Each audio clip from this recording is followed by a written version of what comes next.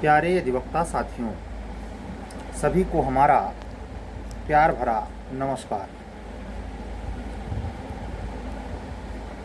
न्यायिक सेवा junior division 2022 के अंतिम परिणाम के उपरांत जो एक शिथिलता, एक सन्नाटा, एक खामोशी स्वाभाविक तौर पर उन लोगों में आई जो मेंस स्तर पर और इंटरव्यू स्तर पे बाहर हो गए। उन्हीं बाहर होने वालों में से कुछ दिनों पहले जब अभियोजन अधिकारी का इंटरव्यू का रिजल्ट आया, फाइनल 69 लोग बनाए गए, तो उनसे संबंधित जो इंटरव्यू से बाहर हुए वो सेम स्थिति से दो चार हुए थे। लेकिन उनके लिए एक अपॉर्चुनिटी, एक अवसर बनके अस्तित्व निर्मित कर रहा है, भूमिका बन चुकी है।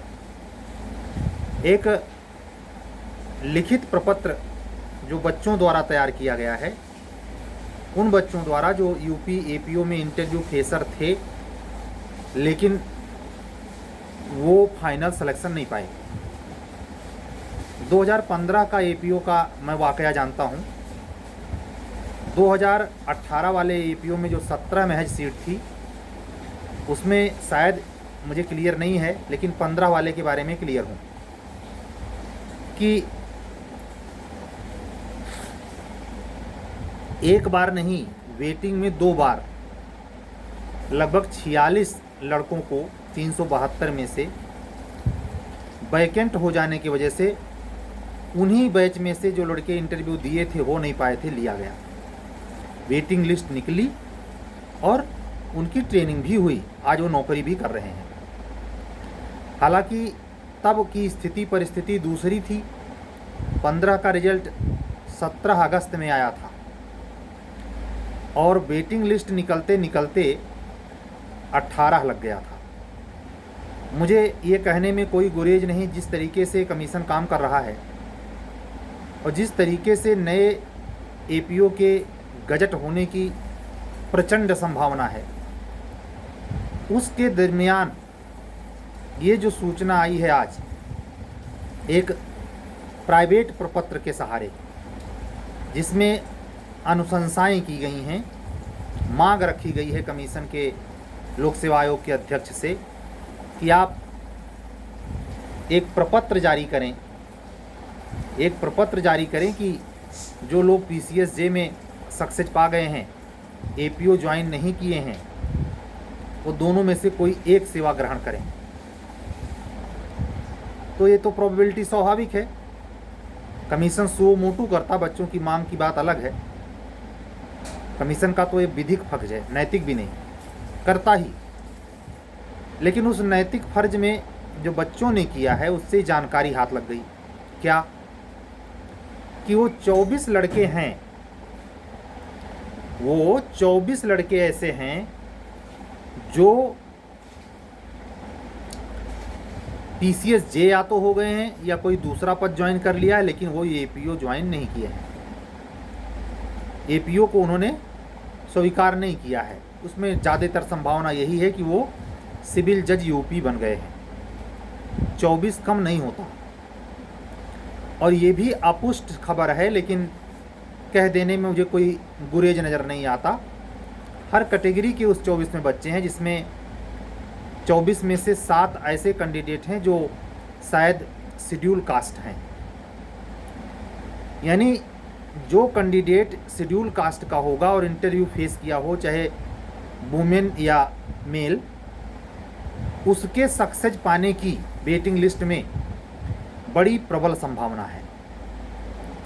1-2 पद नहीं, 5 पद नहीं, 6-7 पद नहीं, 24 पद है भाई। आप ऐसे कह सकते हैं कि जो 2018 वाली एपीओ 17 सीट की आई थी, उससे बड़ी वैकेंसी है जो वेटिंग लिस्ट से ही भरी जाएगी। ध्यान रखिएगा, किसी बच्चे ने हमारे यूट्यूब पर कमेंट करके हमसे पूछा था कि सर ये जो सीट वैकेंट होगी जे की नौकरी पाने की वजह से, ये क्या नई वैकेंसी जो 113 आने वाली है उसमें जोड़ दी जाएगी? बिल्कुल नहीं। असल में 2015-16 के दरमियान इलाहाबाद उच्च न्यायालय ने वेटिंग लिस्ट ना जारी करने पर सुनवाई करने के दरमियान ये फैसला दिया था, समीक्षा अधिकारी की वो वैकेंसी थी कि वेटिंग निकालिए, तो उसको फॉलो करने में पहली वैकेंसी जो कमीशन ने भरी थी वो 2015 एपीओ थी वेटिंग से। और मैं आपसे बता रहा हूँ 46 या 49 ऐसे कुछ ध्यान नहीं आ रहा है, 372 में बाद में इतना सीट वैकेंट हो गई थी, और ये दोबारा उन्हीं कैंडिडेट्स में से जो इंटरव्यू फेस करके चले जाते हैं और हो नहीं पाते लिया गया था। तो एक अवसर पनप रहा है, प्रबल, निश्चित कह सकते हैं, बस इसके घोषित होने की देरी है। इस घोषणा में क्या होगा, जैसा कि मांग किया गया है कि पहली दफ़े आप ये जाहिर करें, ऐसा समीक्षा अधिकारी या अन्य के बारे में कमीशन नोटिस निकालता है तो निकाल सकता है कि जो लोग एपीओ और जे दोनों में सफल हो गए हैं वो अपना एक पद छोड़ देने के लिए अनुशंसा करें, ऐसा कह सकता है कमीशन। अचानक किसी दिन भी नोटिस आ सकती है। उसके बाद जब वो एक कंप्लीट हो जाएगा, ओथ ले लेगा, सबकी एफिडेविट जमा करवा लेगा, तब कमीशन वेटिंग लिस्ट निकालेगा। और वो मुझे पूरा उम्मीद है यूपी जुडिशरी का विज्ञापन निकालने के पहले वो नई एपीओ में वैकेंसी की जो बात चल रही है 113 पद, उसका विज्ञापन निकालने के पहले ये जो 69 गवर्नमेंट को भेजना है, बात समझिए, उसकी मजबूरी क्यों है। एक तो लाले हैं एपीओ के, 69 चुने गए तो उसमें से 24 ज्वाइन नहीं कर रहे हैं, तो गवर्नमेंट के पास पद भेजना है, खाली डिब्बा नहीं। तो 24 के 24 को जल्दी से वेटिंग लिस्ट निकाल कर डिक्लेयर करके और उनको ट्रेनिंग के लिए बुलाया जाएगा। तो उन अवसर प्राप्त करने वाले अधिवक्ता बंधुओं और बहनों को जिन्होंने साक्षात्कार प्रयागराज में आके दिया, उत्तर प्रदेश अभियोजन अधिकारी परीक्षा 2022 का, और सफल नहीं हो पाए, एक बार उनको अपना भविष्य उज्जवल दिशा में जाता दिख रहा है। कम से कम वो 24 कैंडिडेट तो होंगे ही। जैसे आप ऐसे समझें, जहाँ तक मुझे याद है 70 या 210 लड़के इंटरव्यू देने आए थे, 69 हुए, बाकी वापस चले गए। तो उन बाकी जो वापस चले गए उनमें से 24 फिर चांस लग रहा है, जिसमें 7 कैंडिडेट शेड्यूल कास्ट हैं, क्योंकि जो जिस कोटे में सीट खाली हुई वही भरी जाएगी। ऐसा नहीं कि वहाँ भी रिजर्वेशन फिर लागू हो जाएगा, नहीं। कमीशन राज्य सरकार को 69 पद भर के दिखाएगी, और वो भी नई वैकेंसी आउट करने के पहले। नई वैकेंसी का मेरा अपना अंदाजा है, सहायक समीक्षा अधिकारी की वैकेंसी जो अक्टूबर में प्रस्तावित है उसी महीने में आनी चाहिए। गजट करने को तो सितंबर में कर दें, कमीशन है, जैसा उसका शेड्यूल, जैसा उसका विचार, लेकिन मैं अपना एक अंदाज़ा प्रस्तुत कर रहा हूँ। तो एक महत्वपूर्ण सूचना थी, ये हमने कहा आप लोगों को बताया जाए। अगर आप हमारा वीडियो आप साक्षात्कार दिए हैं, सुन रहे हैं, तो आपको डायरेक्ट सूचना मिल जाएगी। अगर कोई व्यक्ति ऐसा है जो इंटरव्यू दिया है, अच्छा कैंडिडेट था, सिलेक्शन नहीं पाया है, उस तक आप ये सूचना, आपसे परिचित है, से शेयर कर देंगे, वो जानकारी मिल जाएगी। और अच्छी बात ये है कि जो लोग जज बन गए, जो लोग एपीओ बन गए, उतना आपकी प्रतियोगिता में से कम हो गए। आपका अवसर नया जो मिलने वाला है, उसके लिए हम जैसे तैयारी करवा रहे हैं, प्री और मेंस की टेस्ट सीरीज से जुड़कर आप अपनी तैयारी को और धार दे सकते हैं। अगर बार बार आपका प्रीलिम्स रुक जा रहा है, उसकी तैयारी में गहराई ला सकते हैं। अपनी प्रारंभिक परीक्षा की अनिश्चित सफलता को सुनिश्चित कर सकते हैं। साथ ही मेंस की भी टेस्ट सीरीज चल रही है, चाहे जूनियर डिवीज़न में आपको तैयारी करनी हो, चाहे एपीओ में करनी हो, चाहे जेएस में करनी हो। आज इन्हीं सब व्यस्तताओं के चलते और यूपी कमीशन द्वारा पीसीएसजे का रिजल्ट डिक्लेयर करने के बाद ऐसा शेड्यूल कुछ डिस्टर्ब हुआ कि आज 17वां टेस्ट एचजीएस का होना चाहिए था, पंचायती राज पर नहीं हो पाया, ये कल ऑर्गेनाइज होगा। ऐसा जब से मैंने 15 जून से शुरू किया है, पहला ऐसा मौका था कि हम राइट टाइम पर पेपर दे नहीं पाए। उसकी वजह यूपी जुडिशरी का रिजल्ट और परमात्मा की कृपा से महत्वपूर्ण संख्या में सफलता, बच्चों का फ़ोन आना, उनसे बात करना, उसमें वो टाइम कई घंटों गया जिसमें हम ये सब काम कर लेते। ये बात सही है कि सारे काम अकेले करना मुश्किल होता है, लेकिन परमात्मा की कृपा से चल रहा है। हम वो पेशेवर हैं नहीं और न हम पेशेवर की भाषा बोलना चाहेंगे। भाई किसी किसी का मकसद इस मंच पर बहुत बड़ा ब्रांड बनाना होता है, हमारा नहीं है। हमारा मकसद अपना स्टूडेंट लाइफ में अपने कैरियर को संवारना है। इसी बीच में संयोग है, परमात्मा ने आप लोगों से जोड़ रखा है, ऐसे कह सकते हैं आप लोग हमसे जुड़े हैं। हमने क्या जोड़ रखा है? तो गाड़ी चल रही है। अगर आपको इन सब प्रोग्राम से जुड़ना हो तो कल भी कह रहे थे, आप मैसेज कर सकते हैं। अगर आपका कोई अधिवक्ता साथी बंधु बहन यूपी एपीओ का पिछला इंटरव्यू दिया है, उसको ये सूचना पहुंचा सकते हैं। और आप लोग भी बिहार एपीओ के बारे में बार बार पूछ रहे हैं, इंतज़ार करें, बिहार कमीशन है। अब तो यूपी जे रिजल्ट वो आउट कर दिया। हम कह रहे थे ना 3-4 दिन पहले कि शायद बिहार इसलिए भी रुका हुआ है कि यूपी पहले अपना क्लियर कर ले, तो अब तो निकाल दे। पता नहीं क्या विधि पचड़ा है, वो जाने, समय के गर्त में है सब। लेकिन ये तय मानिए कि सितंबर लग गया है और आज नेट इस समय जब हम घड़ी देख रहे हैं तो 12 बज रहे हैं, यानी 2 तारीख हो जाएगी अभी 1 मिनट बाद। तो 2 सितंबर को हमारी आपसी बात चल रही है। आने वाले समय में सितंबर भी गुजर जाएगा। एक संभावना मुझे लगती है कि कमीशन अचानक चमत्कारिक रूप से कहीं सितंबर में आपकी वैकेंसी ना आउट कर दे। मुझे जिस स्पीड से इसने रिजल्ट निकाला है शक हो गया। और अगर ये सितंबर में, ये भी बता दे रहा हूँ आपको, अगर सितंबर में इसने एपीओ की नोटिफिकेशन निकाल दी तो फरवरी मार्च तक ये भले कह रहा है हमारे पास जे की वैकेंसी नहीं है, वो भी निकालेगा। देखना है, सब ये अंदाजे के गलियारे में है। अंदाजे पर बहुत विश्वास नहीं करना है, करना वही है जो नोटिफिकेशन आ जाए। जब इस बात की प्रमाणिक सूचना मिली थी हमें कि 113 पद अधियाचन के लिए भेजा गया है कार्मिक मंत्रालय उत्तर प्रदेश सरकार को, तो ये बात तय हो गई थी कि जब सरकार खुद ही चाह रही तो ये काहे नहीं भरेंगे भाई, इनको तो ये कहा ही जा रहा है। और दूसरी बात थोड़ी देर चर्चा कर लेते हैं। इसी सितंबर महीने में विशेष सत्र का आयोजन करने जा रही है केंद्र सरकार। जो कानून बदलने की बात चल रही है, जिसमें आप लोगों को डर बना हुआ है कि कहीं नया सिलेबस लागू हो जाए, नई आईपीसी सीआरपीसी एविडेंस न लागू हो जाए, तो सर तो टेस्ट सीरीज करा रहे हैं, पुराने वाले से हमारा नुकसान हो जाएगा। जो बहुत ज़्यादा होशियार हैं, खास करके हमारी अधिवक्ता बंधु और बहन लोग, जो इसमें बहुत ही दिमाग लगाते हैं। कहते हैं जो ज़्यादा चालाक बनता है वो 3 जगह डुबकी लगाता है, तो वही हाल है। मैं आपको साफ कर दूं, आपके दिमाग में अगर नहीं जाए तो ना जाए। 2024 के किसी भी स्टेट की जुडिशरी की परीक्षा, चाहे कानून आज ही लागू हो जाए, नए सिलेबस पे नहीं होगी। ये किसी भी पॉइंट से यूटिलाइज होएगा ही नहीं।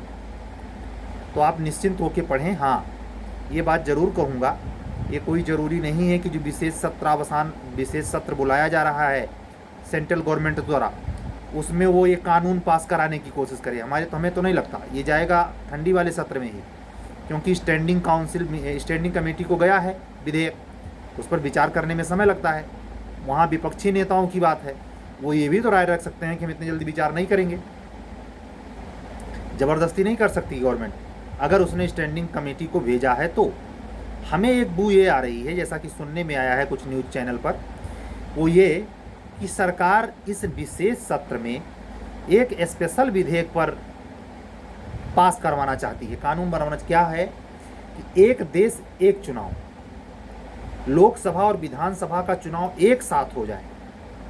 तो आप सोचिए, विशेष सत्र इसके लिए कुछ कहा नहीं जा सकता, क्योंकि मोदी जी को 2024 वाला इलेक्शन जितवाने के लिए जितना हथकंडा होता है सब भाजपा शासित राज्य और सेंट्रल गवर्नमेंट करेगी, वही कर रही है। इसमें आपको डरना नहीं है कि आपका जो सिलेबस इतना बदल जाएगा, सिलेबस में सारी चीज़ें नहीं लेनी पड़ेंगी। प्री का अगर मान लीजिए थोड़ा बहुत चल भी जाए तो मेंस स्तर पे तो बहुत बड़ी दिक्कत हो जाएगी। हाँ, ये दिक्कत ज़रूर आएगी, क्योंकि सरकार मेजॉरिटी में है, सरकार भविष्य में बनेगी भी, और इस बात की भी पूरी संभावना है कि 2025 में हर किसी को जो कानून के क्षेत्र में है ये सब नई चीज़ें पढ़नी पड़ेंगी। 24 में मैं कम से कम निश्चिंतता के साथ ये कह रहा हूँ, जुलाई 2024 तक कोई परिवर्तन नहीं हो सकता। दावा ठोकने के लिए नहीं। सरकार मैं नहीं हूँ, मैं अथॉरिटी बॉडी नहीं हूँ, मेरे पास संप्रभु सोवरगिन पावर नहीं है। मैं अपनी बात अपने बौद्धिक क्षमता, संभावना, उसकी प्रामाणिकता के आधार पर कह रहा हूँ, उसकी तार्किकता के आधार पर कह रहा हूँ। इसका मतलब ये कदापि न माना जाए कि इस बयान आज के द्वारा बोले गए शब्द को लेकर पिटीशन डाल दी जाए और हमको चैलेंज किया जाए कि हम गारंटी दे रहे थे, हम झांसे में आ गए सर के और अपने हिसाब से। ये सब नहीं। हमारा काम है आपके द्वारा बातचीत के दरमियान जो विधिक समस्याएं जिन सूचनाओं से उत्पत्ति होती हैं, जिन सूचनाओं के प्राप्त होने से विधिक क्षेत्र में तैयारी कर रहे अधिवक्ता बंधु और बहन को मदद मिल सकती है, वो सूचनाओं का शेयर किया जाना, यही तो मेरा मतलब है, और इससे अधिक कुछ नहीं।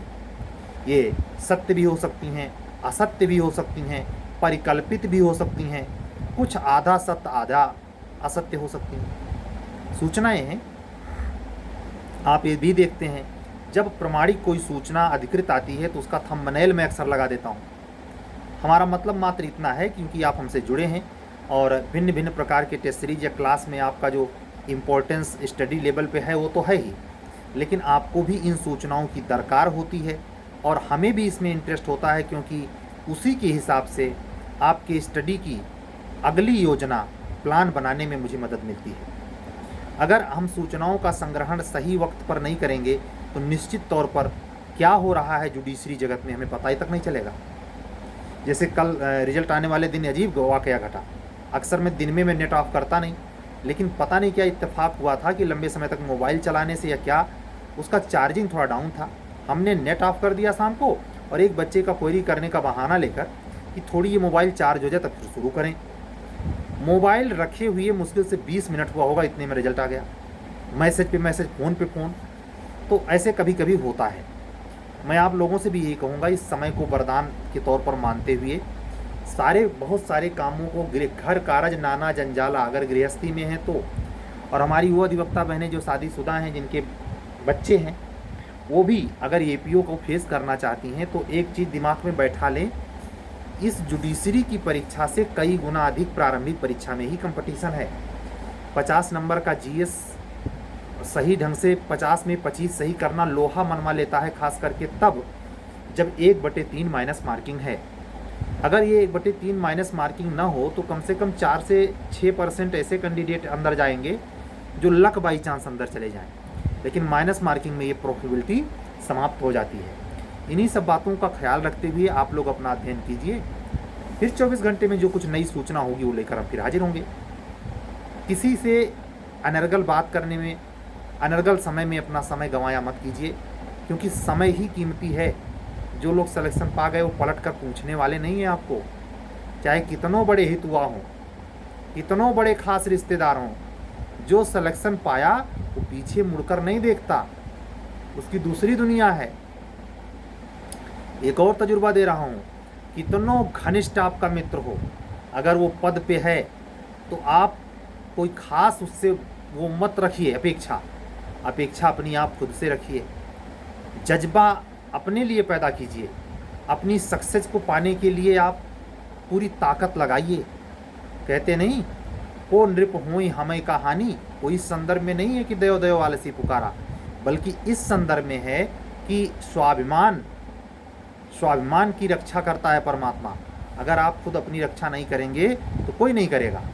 कहने का मतलब, मेहनत करके आप अगर सफलता प्राप्त कर लेते हैं तो आपका कोई मित्र हो या ना हो, कोई धन दौलत हो या ना हो, आपकी सक्सेस तो आपके साथ रहेगी।